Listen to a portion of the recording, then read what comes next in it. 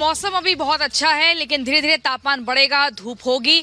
7 बजे से यहाँ पर वोटिंग की प्रक्रिया शुरू हो जाएगी। मैं आपको तैयारियों का एक बार यहाँ जायजा करा देती हूँ। देखिए, यहाँ पर शेड लगा दिया गया है ताकि अगर लगातार यहाँ पर वोटर्स की संख्या बढ़े तो उन्हें धूप में परेशान ना होना पड़े, वो आराम से छांव में खड़े होकर अपनी बारी का इंतजार करें। इसके अलावा देखिए, हम कहेंगे थोड़ा सा इरफान को कि थोड़ा नजदीक आने की कोशिश करें। हम देखिए यहाँ पर दिखा रहे हैं सुरक्षा कर्मियों का भी जबरदस्त पहरा है। इसके अलावा लगातार तैयारी हो रही है, पानी का इंतजाम है ताकि लोगों को गर्मी परेशान ना करे, वो आराम से पानी पी सके। रैंप तैयार है। इसके अलावा व्हील चेयर्स की यहाँ पर सुविधा है ताकि अगर कोई भी दिव्यांग व्यक्ति आए तो वो भी मतदान करने के लिए सही तरीके से पहुंच सके। तो 7 बजे का समय है। 7:30 बजे जोधपुर से बीजेपी के प्रत्याशी गजेंद्र सिंह शेखावत यहाँ पर मतदान करने के लिए पहुंचेंगे। आपको बता दी, जो टक्कर है सीधे राजपूत वर्सेस राजपूत है, क्योंकि कांग्रेस का भी राजपूत प्रत्याशी है। इसके अलावा यहाँ पर जो है, देखिए, अगर ब्लू सिटी और सन सिटी की हम बात करें तो गर्मी बहुत ज्यादा होती है। पिछली बार फर्स्ट फेज में जयपुर में जब चुनाव हो रहे थे तो वोट परसेंटेज 5% लगभग कम था, लेकिन इस बार अपील की गई है और चुनाव आयोग के पास अब जा रहे सीधे मध्य प्रदेश का रुख कर लेते सत्यविजय के पास। सत्यविजय, 7 बजने में कुछ ही वक्त बचा हुआ है, यानी कि वोटिंग शुरू हो जाएगी कुछ देर में। अपने आसपास कैसा माहौल देख रहे हैं आप? और चूंकि टेम्परेचर एक बड़ा मुद्दा इस बार वोटिंग को लेकर बना हुआ है, क्या लगता है मध्य प्रदेश के आंकड़ों को देखते हुए इस बार की जो वोटिंग है वो पिछली बार के मुकाबले कुछ बेहतर हो पाएगी? सत्यविजय जी बिल्कुल, देखिए, मैं मध्य प्रदेश के खजुराहो में हूँ। छह सीटों पर आज वोटिंग होना है। खजुराहो में भी अगर टेम्परेचर की बात करें तो 43 तक जा सकता है। मतलब एक बड़ा मतदाता घर से निकले, ये बड़ी एक चुनौती भी है। हालांकि देखिए, इक्का दुक्का जो वोटर है वो सब काम छोड़कर यहाँ पर पहुँच भी चुके हैं। एक महिलाएं, हम उनसे बात भी करेंगे कि उनका क्या कहना है। आप देखिए, 7 नहीं बजे और उससे पहले आप आ गए। जागरूक वोटर इसी को कहते हैं। हाँ, सब कुछ छोड़कर पहले वोट डालना जरूरी होता है। अच्छा, इसलिए हम लोग आ गए हैं। और मोहल्ले के बाकी लोगों को भी प्रेरित करेंगे कि सब काम छोड़े, पहले वोट डालें। हम तो जाकर बोलेंगे कि पहले वोट डाल कर आओ। सब लोग वोट डालना ज्यादा जरूरी होता है। और भी कुछ लोग यहाँ पर हैं, आना स्टार्ट हुए हैं। हालांकि टेम्परेचर एक बड़ा मुद्दा, आपने बिल्कुल ठीक कहा। इसीलिए जिस बूथ पर मैं हूँ, ये आदर्श बूथ है और यहाँ पर शेड और बाकी सब चीजों की व्यवस्थाएं यहाँ पर की गई है, जिससे कि जो मतदाता है, जो वोट डालने हैं, उन्हें दिक्कत ना हो। सहयोगी तैयारियां वहां पर दिखा रहे हैं और वोटिंग की प्रक्रिया बस कुछ ही देर में होने वाली है। और आज दूसरे चरण के लिए 13 राज्यों की 88 सीटों पर मतदान जारी है। पोलिंग बूथ की सिक्योरिटी और गर्मी को लेकर चुनाव आयोग ने क्या तैयारी की है, इसके बारे में बताया मुख्य चुनाव आयुक्त राजीव कुमार ने। सुनिए। सारी सुविधाएं गर्मी के हिसाब से देखते हुए वोटर्स को मिलेंगी, जिसमें पीने का पानी भी है, शौचालय भी है, शामियाना भी है, पंखा भी है। बस जरूरत है कि वोटर्स को अधिक से अधिक संख्या में मतदान करना। सुरक्षा की समस्या कहीं आपको देखने को ही नहीं मिलेगी। इतनी तैयारियां हमने की हैं। मतलब बहुत दिन से तैयारियां की हुई हैं। सारे डिस्ट्रिक्ट मजिस्ट्रेट, सारे एसपी, सारी हमारी teams, paramilitary forces, state police, सब इस बारे में सजग हैं और वोटर्स भी अपने आप में सजग हैं। तो कहीं से कोई भी अभी तक हिंसा की तो बात है ही नहीं। फिर भी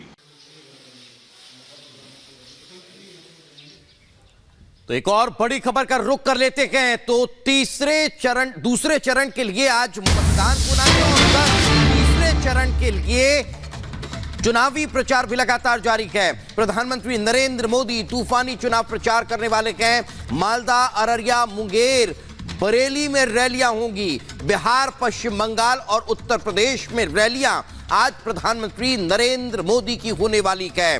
तो एक तरफ दूसरे चरण का मतदान और दूसरे तरफ तीसरे चरण को लेकर तूफानी दौरा, प्रचार प्रसार प्रधानमंत्री नरेंद्र मोदी का लगातार जारी रहने वाला है।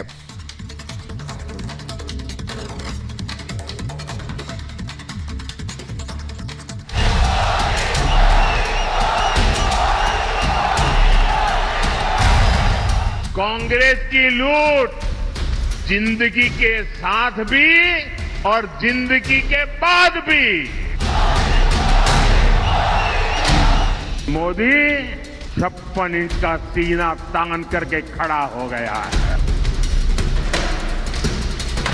वार पलटवार, जंग जोरदार। तीसरे चरण का मेगा प्रचार। मोदी का वार, मुद्दों की धार। कांग्रेस बेचैन, मची खलबली।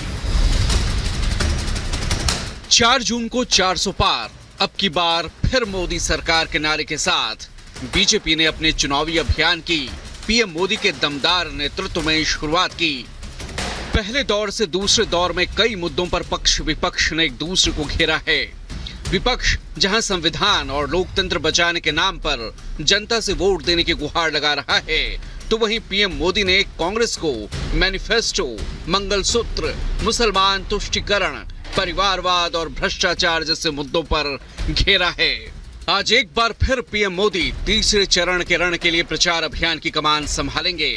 पीएम मोदी आज पश्चिम बंगाल, बिहार और यूपी में रैलियां करेंगे।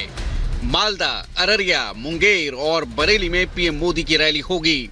सुबह 11:15 बजे पीएम मालदा उत्तर में प्रचार करेंगे। दोपहर 1:15 बजे बिहार के अररिया में पीएम मोदी की मेगा रैली होगी। मुंगेर में दोपहर 2:45 बजे पीएम प्रचार करेंगे, तो वहीं शाम 6:30 बजे बरेली में पीएम का रोड शो होगा।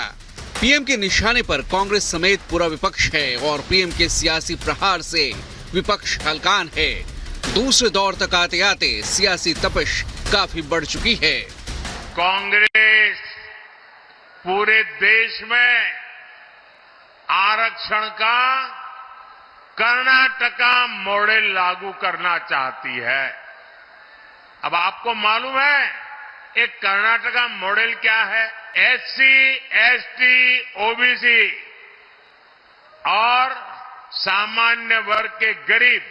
कर्नाटका मॉडल बड़ा भयंकर है जी, खतरनाक है।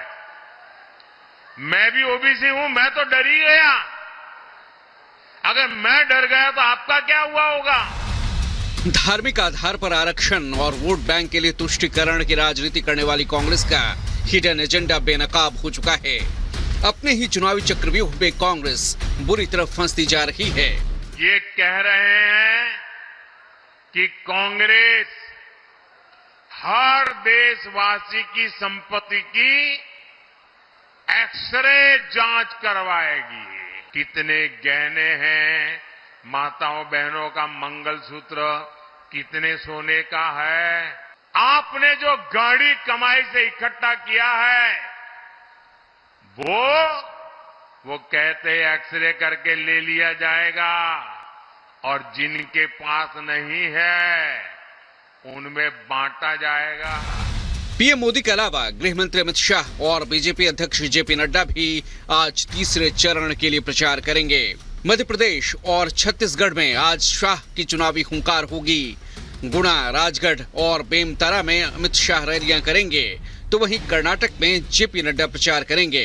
रायचूर और बीदर में नड्डा की रैलियां हैं। तीसरे चरण से पहले यूपी में सियासी सरगर्मियां चरम पर हैं। पीएम मोदी ने सपा और कांग्रेस की जुगलबंदी पर करारा प्रहार किया है। दो लड़कों की जोड़ी जो खुद कई बार फ्लॉप हो चुकी है, आप उनसे विकास की कोई उम्मीद कर सकते हैं क्या? आतंकियों के मरने पर कांग्रेस की सबसे बड़ी नेता आंसू बहा रही थी, बताइए। और ये सपा वाले तो ऐसे हैं, जब उनकी सरकार थी तो जो आतंकी जेल में थे उनको जेल से रिहा करवाने के लिए भांति भांति के कानूनी रास्ते खोज रहे थे। ये कांग्रेस वाले 7 दशक तक राम मंदिर बनाने से रोक रहे थे, अदालत में भांति भांति से रोकने की कोशिश करते थे। तो वहीं दूसरे दौर के चुनाव से पहले गाली का मुद्दा भी खूब उठा और पीएम ने अपने ही अंदाज में उसका जवाब भी दिया।